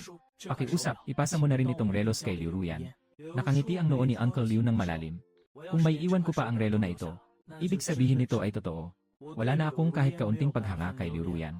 Si Fang Yuan at Liu Tian ay alam din ito. Matapos mawala ang pag-aalala, hindi pa rin nila ako pinahirapan. Ngayon ay gustong-gusto nilang mapaalis na ako agad. Iniwan ko ang pamilya Liu na bitbit ang aking bag. Bago sumakay, huling tiningnan ko ang likod. Lugar kung saan ako nanirahan ng 8 taon. Pagkatapos ay wala nang anumang muli. Nang may pag-asa, umalis si Zhu kasama si Liu. Pagkatapos kong umalis, Fang Yuan at Liu Tayang ay nakatutok ng husto kay Uncle Liu. Ang relo na hawak niya. Ang relong ito ay may espesyal na kahulugan kay Liu Ruyan. Noong ibinigay niya sa akin ang relo noong una, nakangatog ang puso ni Liu Tian at Fang Yuan sa sobrang sama ng loob. Dapat mong malaman na bago ako pumunta sa bahay ni Liu, bawal pakialaman ang mga gamit ni Liu Ruyan kahit kanino man. Tahimik ang bakuran. Biglang lumapit si Liu Tian at humawak. Agad na kinuha ang relo mula sa kamay ni Uncle Liu. Tumatangis ang mukha ni Uncle Liu. Ngayon, si Liu Tian ay sobrang walang pakundangan. Pinalaki si Anzu dahil sa mapagmataas na ina niya. Tunay na nakakaasar ang pagiging pilyo at mapagmataas niya. Mukhang uwi na siya. Kailangan niyang pag-usapan ng maayos sa harap ng matandang lalaki. Si Liu Tian ay hindi napansin ang ekspresyon ni Uncle Liu. Inilagay niya ang relo sa kamay ni Fang Yuan at kay Fang Yuan Je. Magsuot ka na agad. Mula ngayon, magiging asawa ka na ng ate ko. Ang mga gamit ng ate ko ay tanging ikaw lang ang nagsusuot. Fang Yuan ay nakatingin sa relo na ito at labis na natuwa sa loob niya. Sinasabi niyang ayaw niya pero, ngunit hinayaan ni Liu Tian na isuot sa sarili niya ang relo. Nakita ni Uncle Liu ang eksenang ito. Hindi pinigilan ang pagtawa at pagtango ng kilay. Tulad nga ng sinabi ko, ang paligid na ito. Tila ba talaga gusto niyang kunin ang mga bagay na ayaw na ng iba? Nakatingin habang magkahawak kamay na pumasok sa kwarto ang 2 tao. Si Uncle Liu ay naglabas ng cellphone. Tumawag ako sa lolo gamit ang telepono. Nakita ng matanda na ito ay tawag mula kay Uncle Liu. Nagtanong si Xiao Song na umalis na siya. Iniwang ni Young Master Lao Feng ang isang bank card. Sinasabi na ito ang lahat ng gastusin sa buhay sa loob ng 8 taon sa pamilya Liu. Nang marinig ang salitang ito, nanlaki ang matanda at sumimangot. Gaano kadesperadong si Ruyan sa batang ito? Kaya siya nakipaghiwalay sa kanya ng ganoong malapit. Mayroon pang si Ginoong Lin Feng. Iwan ang relo ni Miss Ruyan dito. Itinatago ni Lolo ang kanyang emosyon. Matagal na bago niya naitakip ang kanyang ekspresyon at tinanggihan si Lao Liu. Sinasabi mo ba ang tungkol sa kanilang mga bagay? Siguro, hindi ko na dapat pakialaman mula pa sa simula. Si Kuya Liu ay hindi nagsalita. Muling suminghot ang matandang lalaki. Pagkatapos, ang malamig na tinig ni Lolo Liu. Kaya mong itago ang mga lakad ni Xiao Feng. Kung ayaw niya lang, huwag mong hayaang mahanap siya ni Ruyan magpakailan paman. Mula nang pumasok si Ruyan sa kumpanya mula kaninang umaga, palaging hindi mapalagay ang isip at damdamin. Hindi niya maipaliwanag kung ano ang nangyayari sa kanya. Parang ngayon, nakatingin siya sa dokumentong nasa harap niya. Lumipas na ang mahigit 10 minuto. Hindi makapag-concentrate ang kanyang isipan. Nung una, hindi pa nangyayari ito kailanman. Si Liu Ruyan ay mukhang nag-alburuto. Biglang pinukol ang lapis sa mesa. Ang napakagandang mukha ay puno ng pagod. Si Song Wanru ay dumaan lang para ihatid ang mga dokumento. Nakita ang kanyang kilos na ito. Nang may pag-aalala kay Ate Liu. Baka sobra ka ng pagod. Baka magpahinga muna sandali. Hinaplos ni Liu Ruyan ang kanyang noo. Nakikita ang dokumentong nasa kamay niya. Tumayo at ibinigay ang file sa akin. Si Song Wanru ay agad na inabot ito. Si Liu Ruyan ay kumuha ng dokumento at pumunta sa tabi ng silid pahinahan. Magkakaroon pa ng ilang minuto bago bumalik. Mukhang hindi pa rin maganda ang kanyang pakiramdam. Si Song Wanru ay umiikot sa paligid niya ng 2 beses. Talagang sumusuporta ng buong puso. Humanga si Ate Liu. Ang ganda mo talaga ng ganito. Kung makita si Xiao Feng, tiyak na maliligaw siya sa sobrang pagkagusto. Nakangiti ang kilay ni Liu Ruyan. Humidom ng konti upang magpanggap na hindi interesado. Parang hindi na matiis, anong sinasabi mo pa? Si Song Wanru ay nakatingin sa kanya. Nasa mata niya ang puno ng hindi maipaliwanag na saloobin. Tama ang postura at galaw. Talagang naipakita ni Liu Ruyan ng buong buo ang kanyang galing. Ganito siyang magpanggap na mayabang na ugali. Sa huli, masasaktan din tayo. Si Liu Ruyan ay nagbukas ng chatbox niya at sa akin. Naghahanda ng magpadala ng mensahe. Biglang napansin. Nasa itaas ang mensaheng ipinadala ko sa kanya kahapon. Isang larawan ko na nakaitim na sweet. Kamangha-mangha at nakakaakit. Kahanga-hanga ang kanyang karisma. Naramdaman niyang umiinit ang kanyang tainga. Akmang inisave ang larawan ng hindi sinasadyang paraan. Nang makita nilang tinanong ko ang sarili ko kung gwapo ako o hindi. Nag-alinlangan sandali. Sabi lang na okay na. Pagkatapos may padala ang mensahe. Nabago ang kanyang ekspresyon. Si Song Wanru ay gustong biruin siya ng isang biro. Nalaman niyang biglang naging seryoso ang kanyang mukha. Agad niyang tinanong kung ano ang nangyayari. Si Liu Ruyan ay nakataas ang ulo nang nakatigas ang katawan. Sa isang saglit, nagkaroon ng kawalan ng laman ang kanyang mga mata. Ling Feng, siya ba talaga ang nag-block sa akin? Si Song Wanru ay nagulat, paano ito posible? Basta kaibigan lang ang kilala ko. Lahat alam kung gaano ako kamatyaga kay Liu Ruyan. Alam nilang labis kong minamahal si Liu Ruyan. Hindi ko akalain na lalok ko si Liu Ruyan. Hindi makapaniwala si Song Wanru kahit kailan. Pagkatapos nyon, nakita niya mismo ang paalala sa telepono ni Liu Ruyan. Totoo ngang ni-block niya ako sa tahimik. Hinawakan ng mahigpit ni Liu Ruyan ang kanyang telepono. Agad siyang tumawag sa akin gamit ang seryosong mukha. Nalaman na busy ang linya doon. Napansin ni Song Wanru ang kanyang ekspresyon. Kahit ang telepono ay na-block na rin. Si Liu Ruyan ay nakapikit ang labi at hindi nagsasalita. Ngunit ito na ang nagsasabi ng lahat. Sa oras na yon, sa labas ng kumpanya, biglang pumasok ang manager na kumatok at pumasok si Ginoo Liu. Pinagpa siya ng matanda na ilabas ang balita. Sinasabi na nakansela na ang pagtanggap niyo ni Ginoong Lin Feng para sa kasalan. Mula ngayon, ang kasal ng lalaki at babae ay walang kinalaman sa isa't isa. Tumingin si Liu Ruyan ng matalim. Sabi mo ulit, his eyes are dark and deep. Malumanay ang tono. Parang isang malamig na hangin ang bumalot sa opisina. Nang ipahayag ang panlabas na anunsyo, ang manager ay kusang napasinghot. Siya ay nakasimangot na nagsasalita ng tahimik, Ginoo Liu. Hindi namin pwedeng hindi sundin ang utos ng matanda. Hindi na makakapagpadala ng mensahe. Si Song Wanru ay mukhang nag-aalala. Nagtanong siya nang hindi na makapaghintay. Ang tagapamahala ay tumango at umalis na palabas. Sa pagkakataong ito, mukhang hindi na talaga posible. Sa tingin ko, kumalat na ito sa buong internet na yon. Biglang tumama. Inilatag ni Liu Ruyan ang mga dokumento sa ibabaw ng mesa na nagkalat sa buong sahig. Ang mga papel ay nagkalat sa buong opisina. Ang tagapangasiwa ay nakatukod ang ulo at hindi makalabas ng tingin sa kanya. Maganda ang relasyon ni Song Wanru at Liu Ruyan. Agad na pumunta kay Ate Liu. Agad na makipag-ugnayan kay Lolo. Kaya niyang hikayatin ang Lolo na kanselahin ang kasal. Sigurong si Xiao Feng ang nasa likod nito. Malaki ang posibilidad na nagkamali siya tungkol sa nangyari kagabi. Magmadali kang magpaliwanag. Biglang naalala ni Liu Ruyan ang sinabi ko kahapon. Sabi ko na papayuhan ko ang matanda. Sinasabi na aalisin na nila ang kasunduan sa kasal niya. Kailangan kong magbigay daan kay Fang Yuan. Sinasabi niyang aalisin na niya ang ugnayan sa kanya. Akala niya nagbibiro lang ako. Akala ko nagbibiro lang ako, pero totoo pala. Nararamdaman ni Liu Ruyan ang mainit na sakit sa likod ng kanyang kamay. Katatapos lang nahiwa sa dokumento. Ang sakit ay patuloy na kumakalat hanggang sa dibdib. Nangangamba siyang tumawag sa lolo niya habang nanginginig ang kamay. Sa huli, ang tawag mula kay Lolo ang unang dumating. Lolo Liu Ruyan na may mahinang boses. Nangangati ang dulo ng mata na parang may dugo. Lolo Liu ay tumango bilang sagot kay Ruyan. Sa mga nakalipas na taon, matagal ka nang hindi nasisiyahan sa ibinibigay ko sa iyo at kay Xiao Feng. Nailikhang kasunduan sa kasal. Ngayon ay ayon sa iyong nais. Wala na ang inyong kasunduan sa kasal. Mula ngayon hindi na siya muling mananakit sa iyo. Masaya ka ba talaga? Mukhang naguguluhan si Liu Ruyan. Siguro galit siya sa akin. Ayaw niya sa akin na gusto ko siya. Sinabi na ang lahat ng nakakahiyang salita sa akin. Ginawa niya ang lahat para saktan ako. Sa wakas ay nawala na ang kasal namin at nagawa kong makaalis sa kanya sa lahat ng paraan. Nakuha na niya ang gusto niya at naiwalay na niya ako. Pero, bakit wala akong nararamdamang kahit kaunting kasiyahan sa puso ko? Sa kabila nito, ang pakiramdam ay parang walang laman at malungkot. Sobrang sakit. Si Liu Ruyan ay nakayuko sa mesa. Pinipilit ang sakit sa dibdib. Sinasabi kong masaya ako kahit na ayaw ko talaga. Pero Lolo, sinabi mo na. Basta ako at si Lin Feng ang magpakasal. Ibibigay niya ang kontrol ng kumpanya sa akin. Kahit na hindi ko siya mahal. Pero maaari akong pakasalan siya. Huwag na nating gawing mas komplikado pa. Lolo Liu ang nakakita kay Liu Ruyan lumaki. Paano niya maaaring hindi alam ang ugali niya? Itong batang babae na ito ay matigas ang ulo mula pagkabata at hindi sumusuko.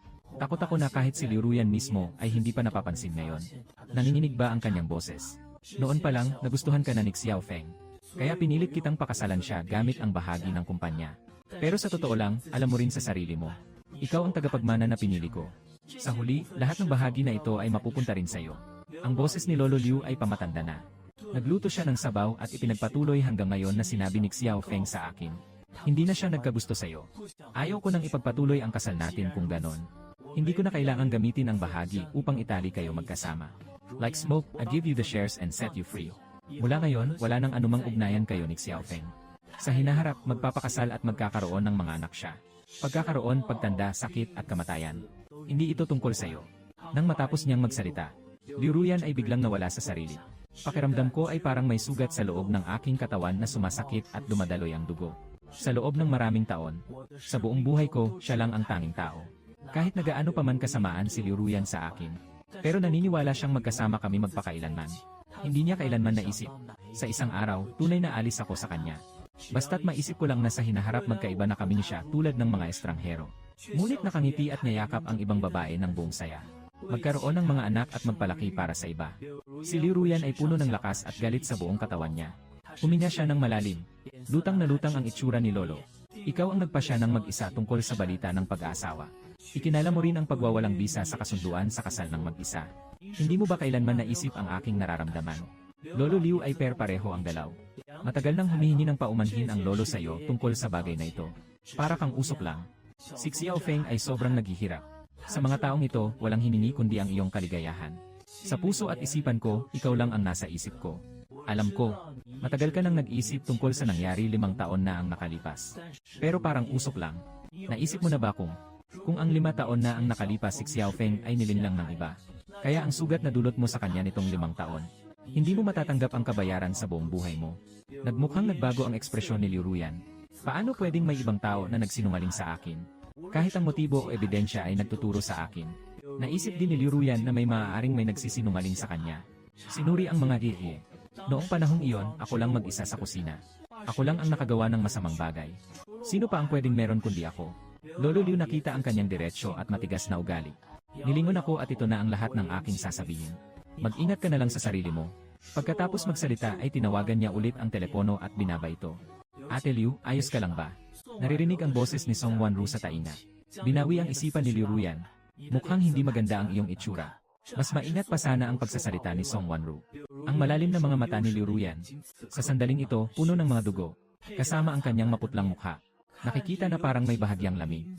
Si Liu Ru, na parang usok, ay hindi nagsalita. Direktang naglakad papunta sa pintuan. Mabilis ang takbo ng mga hakbang. May mga bahagi pang ang maliwanag na dingding.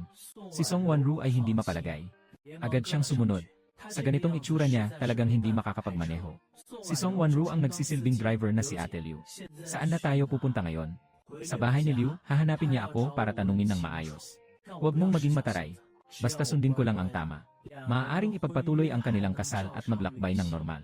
Maaari pa rin siyang pakasalan ako. Dahil hindi ito peak season. Malapit nang marating ang pinto ng bahay ni Liu. Hindi pa ganap na nakakapreno ang sasakyan. Si Liu Ruyan ay agad na bumukas ang pintuan at tumakbo palabas. Pagpasok niya sa pinto, agad niyang napansin na may kakaibang pakiramdam sa paligid. Nakita ng mga katulong sa bahay ang kanyang kakaibang ekspresyon. Nais sabihin ngunit hindi makapagsalita. Hanggang sa nakita niya, ang lupa na dati ay may mga rosas na puno. Ninakaw ng magulo at magulo. Natitira na lamang ang ilang malalalim na hukay. Biglang lumamlam ang mukha ni Liu Ruyan. Mga bulaklak na rosas dito ba? Sino ang nagpasok sa inyo dyan? Sabi ko na ba na alagaan ng buong puso ang mga bulaklak na ito? Hindi pwedeng magkaroon ng kahit kaunting pagkakamali.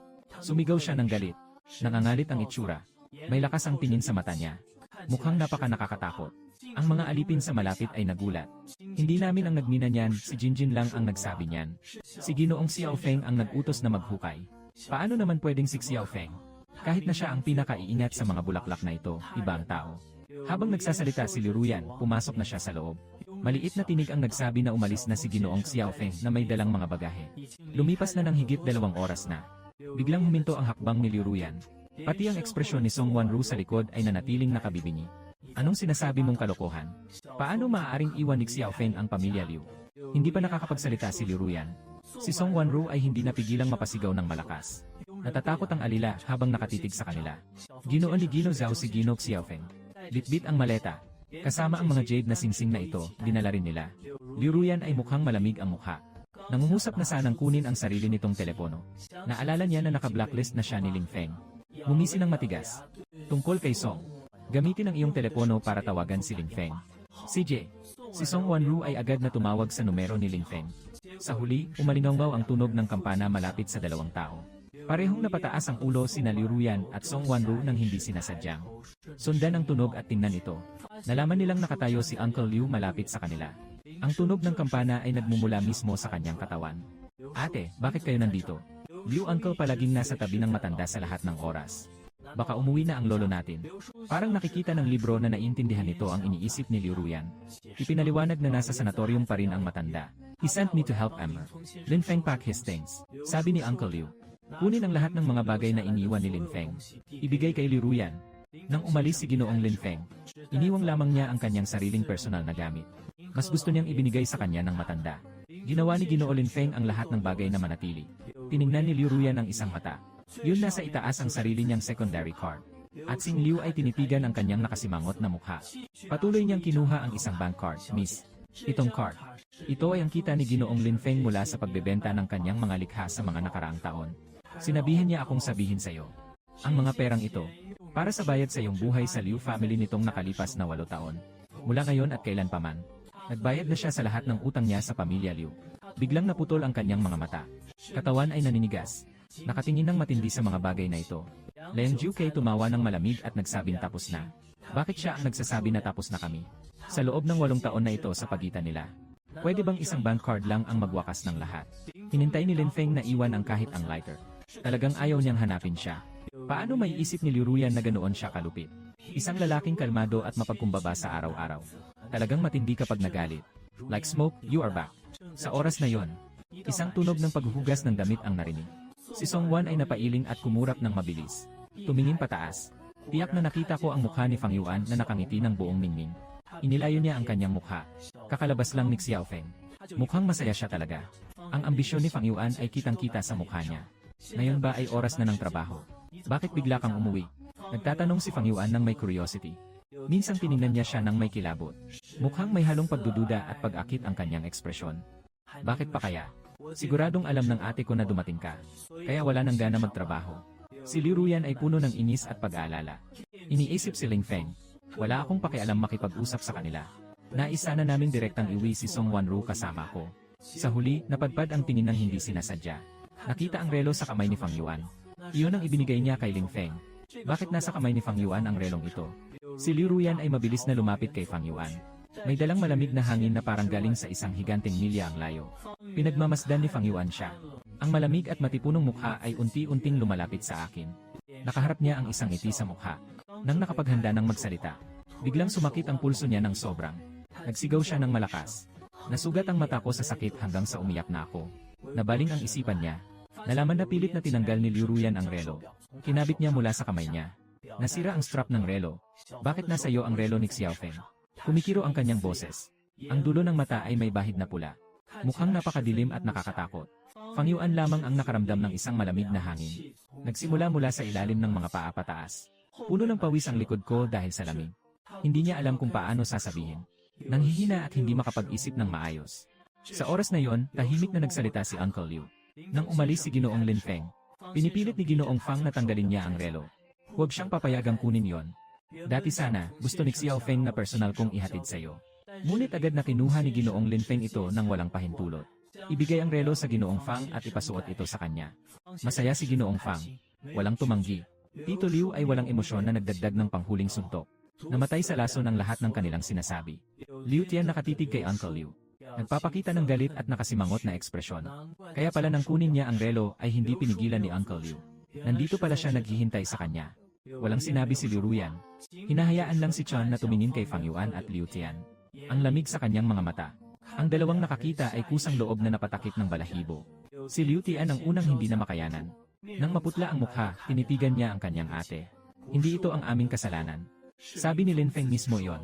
Tanging kanyang mga gamit lang ang kanyang kinuha. Tanging sarili niyang mga gamit lang ang kanyang kinuha. Siya ang gustong mag-ayos ng lahat sa iyo. Itong relo ay regalo mo sa kanya. Hindi siya si Ling Feng. Dapat lang napanatilihin ang sarili mong mga gamit. Fang Yuanhi ang mga salitang ito nang nagmamadali at kabado. Si Liu Tian ba ay tanga? Hindi mo pa nakikita na galit na si Liu Ruyan ngayon? Patuloy pa rin nilang pinapalala ang sitwasyon. Agad na pumunta si Tuo Tuo kay Ruyan. Hindi ko rin akalain na sobrang init ng ulo ni Xiao Feng. Sabi ko lang nang walang pakundangan. Hinubad niya ang relo sa kanyang kamay. Biglang huminto si Fang Yuan Liu Ruyan nang walang ekspresyon sa mukha. Malinaw ang malamig na tingin. Dalhin ang usapin namin ni Xiao Feng sa ulo mo. Bakit ka makikialam at magsasalita ng ganito sa gitna? Paano ko hindi alam kung kailan ka nagsimula? Gaano nakatagal, ilang beses na rin? Pagkatapos sabihin ito, nabigla ang kanyang ekspresyon. Nangangamba ang itsura. Hindi niya inasahan. Si Liu Ruyan ay nagpakita ng kawalang galang sa harap ng marami. Napansin niya ang mga tingin ng iba na nakatingin sa kanya. Fang Yuan, pakiramdam ko gusto ko lang maghukay ng butas at pumasok doon. Minsan nang marinig niya ang sinabi niya, napaatras siya sa gulat. Nang hindi sinasadyang nagsalita upang ipagtanggol si Jay. Ano ang relasyon mo kay Brother Fang Yuan? Hindi ko nakikita na may pagkakaiba ang kanyang kilos. Ang ekspresyon at damdamin ni Fang Yuan. Nalaman niyang ano ang sasabihin ni Liu Tian. Agad na nagsalita upang pigilan siya. Lin Feng, huwag mo nang sabihin pa. Kasalanan ko ito. Huwag kang makipag-agawan sa buhay ng iyong ate. Pero, matagal nang hindi magustuhan ni Liu Tian na pinoprotektahan ni Liu Ruyan si Lin Feng. Galit na galit. Walang pakialam na ang daan. Sa kabila ng lahat, si Lin Feng pa rin ang totoo. Habang wala si Kuya Fang Yuan, binibigay niya ang sarili niya sa iyo bilang pangatlong tao. Karaniwan ng kumakain at uminom ng libre sa pamilya namin, okay na sana. May kapal pa rin ang muka na gustong maging anak lalaki ng pamilya Liu. Pati siya ay karapat-dapat lang nang marinig ni Fang Yuan ang salitang iyon, namutla ang mukha niya. Sa susunod na segundo, may paking na tunog na pa. Binato ni Liu Ruyan si Liu Tian ng isang malakas na sampal sa mukha. Biglang huminto ang tunog. Si Liu Tian ay hindi makapaniwala na tinitigan si Liu Ruyan. Nararamdaman niya ang sakit sa kaliwang bahagi ng kanyang mukha. Sa isang iglap, napaiyak ang mga mata mo, niyugyug mo ako, Liu Ruyan. Hinalikan mo pa nga ako. Siya ang aking tunay na ate. Nakipaglaban ka sa akin para kay Lin Feng, ang walang hiya. Liu Ruyan ay nakasimangot ang mukha. Tumingin siya kay Liu Tian nang may malamig na tingin. Tinanong kita, kapag wala ako, ganito ka magsalita kay Xiao Feng. Tanga at inutil na walang silbi. Walang bayad, walang sweldo. Isang araw, kaya niyang magsalita ng natural at maayos ng ganito. Ang mga masasamang salita na ito ay sinasabi. Makikita na madalas niyang sinasabi ito sa araw-araw. Si Liu Tian ay tinamaan. Dati ay nais pang makipag-away ng walang katwiran. Nang marinig ang salitang iyon, biglang nakaramdam ng kahihiyan. Nakatago ang buong katawan sa likod ni Fang Yuan. Ang kanyang galaw ay direktang nagpasya na sang-ayunan ang sinabi ni Liu Ruyan. Mata ni Liu Ruyan ay itim at makintab. Malalim na nakatingin si Leng Chen kay Fang Yuan. Palagi mong nililinlang si Liu Tian sa ganitong paraan. Hindi mo pa nasabi sa kanya ang tungkol sa relasyon natin. Si Fang Yuan ay nakatayo ng nakasara ang katawan. Hindi siya makatingin sa kanya ng diretsyo. Hinahawakan ang daliri na patuloy na nanginginig. Natatakot din at nahihiya. Si Liu Ruyan ay malamig na tinitigan siya. Nakita kong hindi pa rin siya sumasagot. Direktang sinabi niya ito ng malakas. Noong mga panahong iyon, kasama ko si Fang Yuan. Hindi ito dahil sa pag-ibig o paghanga, kundi dahil sa isang kasunduan. Bago nagkaroon ng problema ang ama, nakipaghiwalay na ako kay Fang Yuan. Nang marinig ang salitang iyon, may ilang ingay ng paghihinalo sa loob ng bakuran. Nabigla rin sina Lian Songwanru at Uncle Liu. Talagang napakainat ng lihim na ito. Mukhang malamang na sila lang ang nakakaalam. Walang nakakaalam, di ba? Minsan ay nanatiling nakatitig ng walang imik. Nakangiti na nakatingin kay Fang Yuan. Kaya pala nang kasama ni Fang Yuan ang ate niya. Hindi pa niya kailanman nakita na may anumang relasyon sila. Hindi dapat magpakita ng hindi pagkilos ang magkasintahan. Ang maglakad ng magkasama sa araw-araw ay halos imposible na. Hawak kamay at yakap. Hindi kailanman nangyari ang halikan sa kanila. Akala niya noon na malamig ang ugali ng ate niya. Sa loob ng sakop, mahiyain at maingat. Hindi ko akalain na ganito pala ang dahilan. Kaya makinig kang mabuti, Liu Tian. Si Lin Feng ay hindi kailanman naging isang third party. Ako at si Fang Yuan ay hindi kailanman nagkaroon ng espesyal na ugnayan. Pagkatapos magsalita ni Liu Ruyan, hinarap ang relo na hawak niya ng mahigpit. Malumanay na sabi ni Song Wanru, "Sama ka sa akin, pumunta tayo sa pamilya Zhou." Ang relos na ito ay para lamang kay Lin Feng. Isang tao lang ang pwedeng magdala. Siya lang mag-isa siya. Ayon kay Uncle Liu, nang umalis si Liu Ruyan, ang manok ay nagmamadaling umalis sa bahay ni Liu. Naghahanda akong sabihin ito sa matanda. Ito ay isang napakalaking balita. Fang Yuan, bakit hindi mo kailanman sinabi sa akin ang mga ito? Ngayon lang nalaman ni Liu Tian ang katotohanan. Nainis at nagalit sa hiya. Nakita niya si Fang Yuan na nagrereklamo na kung alam lang niya ang mga ito ng maaga. Hindi ako gagawin na ganito kabobo. Sa harap ng ate, sabihin ang mga bagay na yon. Hindi niya rin tatanggapin ng walang dahilan ang isang ganitong palo. Sobrang sakit ng tama na ito para sa kanya. At tatayo si Fang Yuan nang walang galaw sa lugar. Nang makita ang paglaho ng anino ni Liu Ruyan sa pinto, ang puso niya ay biglang bumaba sa pinakailalim ng kanyang kaluluwa.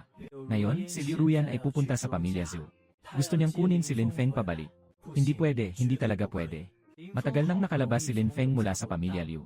Hindi siya maaaring makabalik muli. Basta't hindi siya bumalik. Sa suporta ni Inay Liu at ni Liu Qian sa sarili niya, siguradong magiging asawa siya sa pamilya Liu. Sa mata ni Fang Yuan, isang bahagyang anino ang dumaan.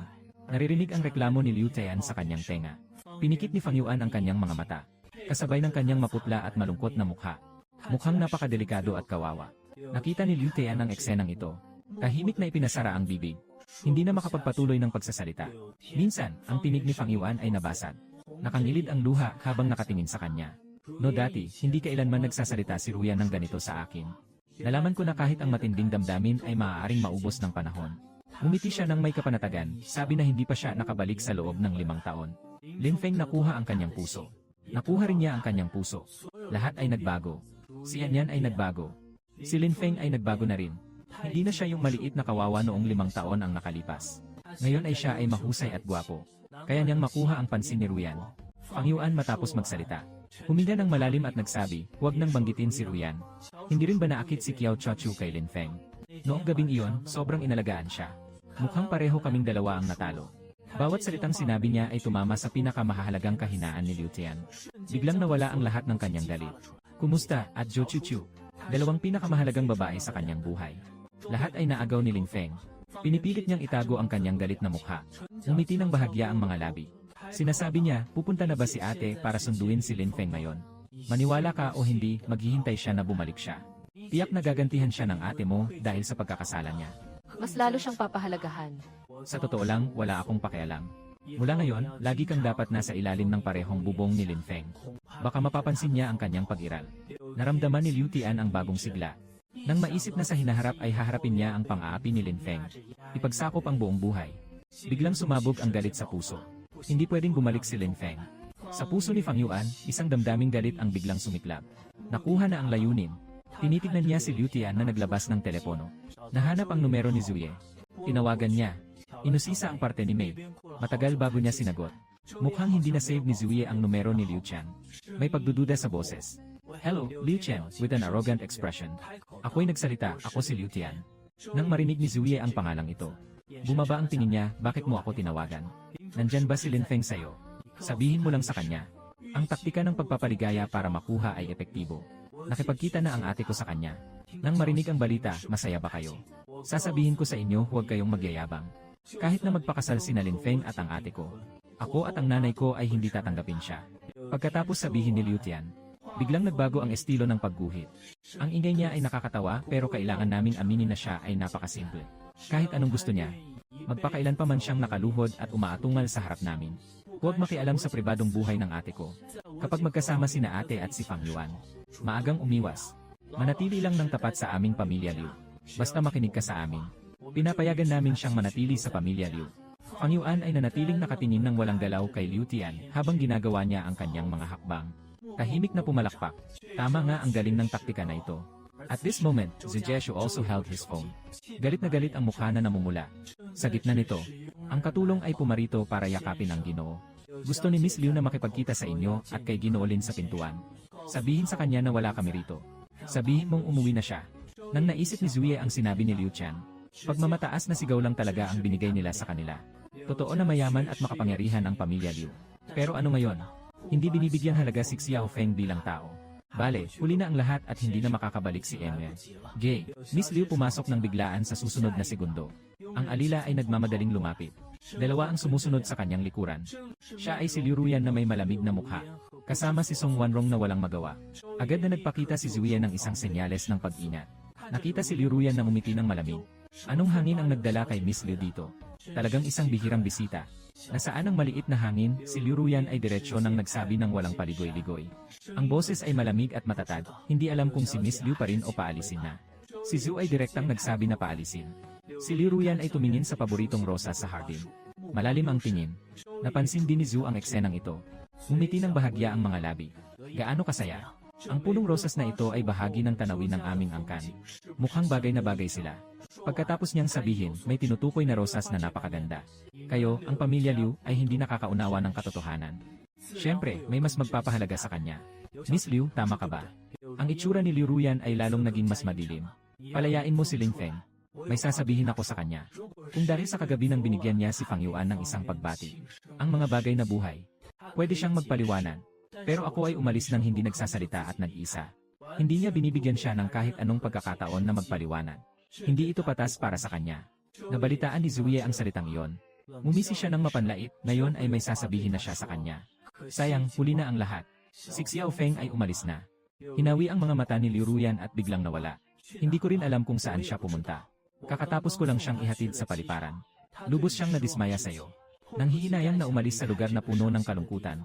Malamang nasa eroplano na siya ngayon. Si Zuye ay nagsasalita. Tumingin siya ng may kilay at hindi nagsabi na alam niya kung saan siya pumunta. Kahit alam ko pa. Hindi ko rin maaaring sabihin sa iyo si Liu Ruyan. Hindi mo ba ayaw kay Xiao Feng ng pamilya namin? Kung ayaw mo naman siya, hindi ba mas maganda kung umalis na lang siya? Pwede kang makipag-ugnayan ng walang pag-alinlangan at walang pag-aalala. Ang inyong pagmamahalan ay magiging tapat at lantad. Magbigay sa kanya ng isang pangalan, ang saya nun. Si Fang Yuan ay si Fang Yuan pa rin. Nakangiti si Liu Ruyan ng mahigpit ang noo. Boses na parang may sipon. Walang kinalaman si Fang Yuan at ako sa nakikita mong ito. Ayoko rin siya. Naiintindihan ni Lin Feng ang maling akala. Ang mga paputok kagabi ay pinutok ni Fang Zheng. Kaya ako tinulungan si Fang Yuan na magdiwang ng kanyang kaarawan. Dahil may utang na loob ako sa kanya. Si Zuyi ay medyo iba na. Nakakagulat na hindi pala gusto ni Liu Ruyan si Fang Yuan.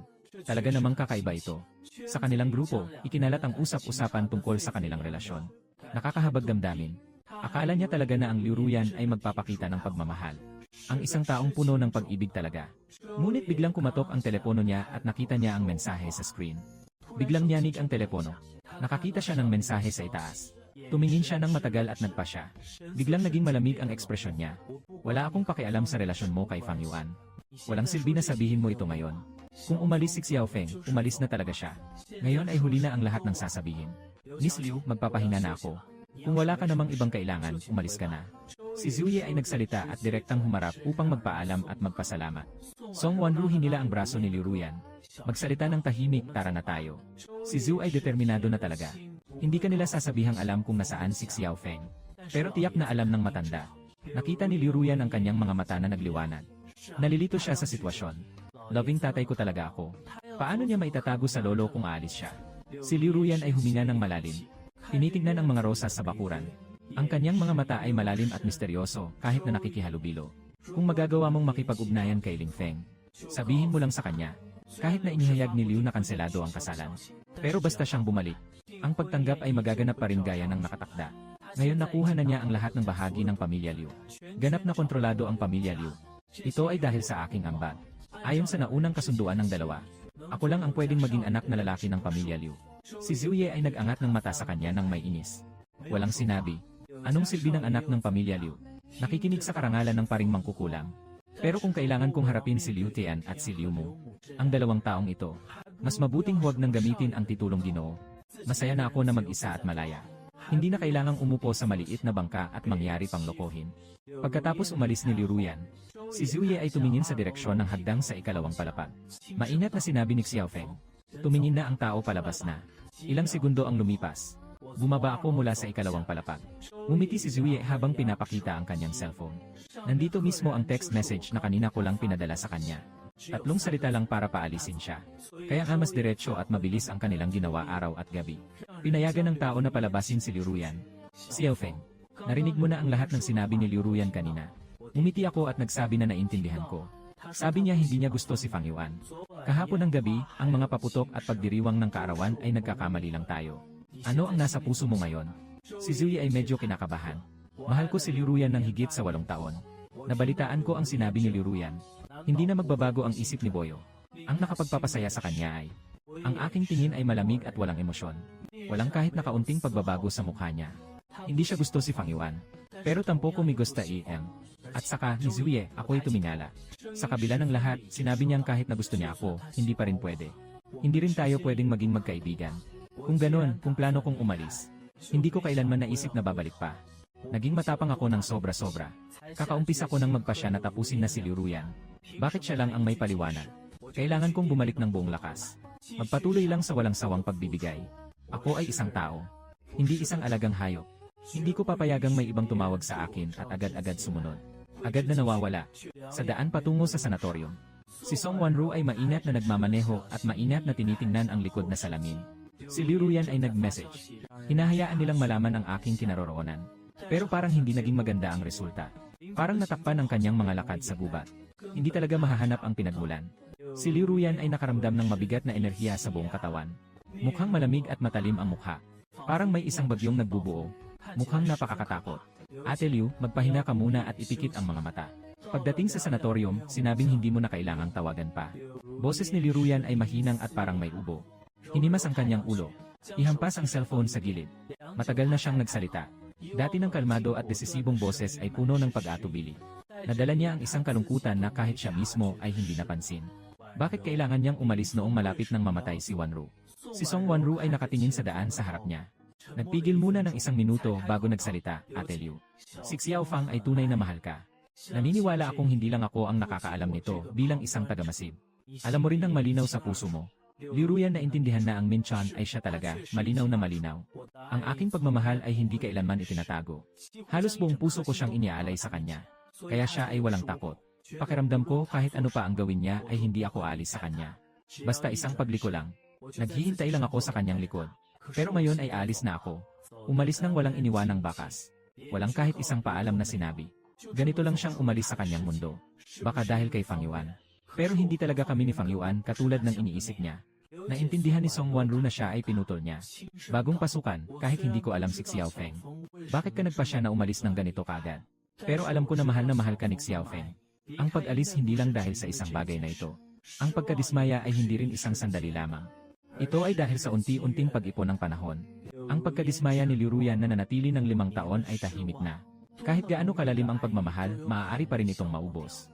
Naramdaman ni Song Wanru na medyo naging malinaw ang atmosfera sa loob ng sasakyan.